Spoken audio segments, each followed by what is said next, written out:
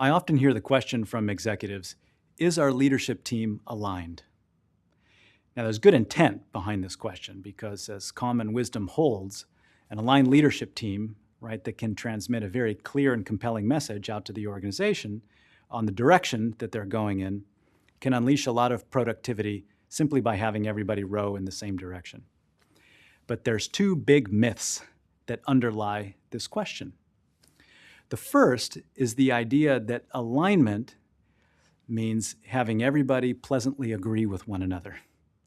Now, while this might feel good, in fact, it doesn't mean that you necessarily get to the best answer, nor does it mean that you get the real issues, the real perceptions and thinking on the table to discuss and to debate. And rather, you run the risk that it stays lurking underneath the table where it doesn't belong and where it can create damage. In fact, truly aligned leadership teams are able to do three things. They can disagree, they debate, and then they commit in a healthy way and repeat.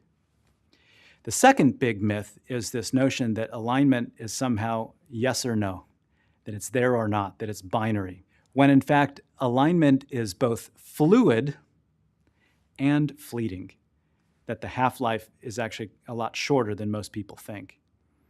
So we often see leadership teams that will prematurely declare victory on alignment, sort of checking the box, only to find that months later, if not even weeks later, they start to see cracks in that alignment, cracks that can become major fissures and start to cause serious damage. The upshot of all of this for leadership teams is that alignment is an incredibly precious asset that requires constant nourishing and reinvestment. The results are worth it.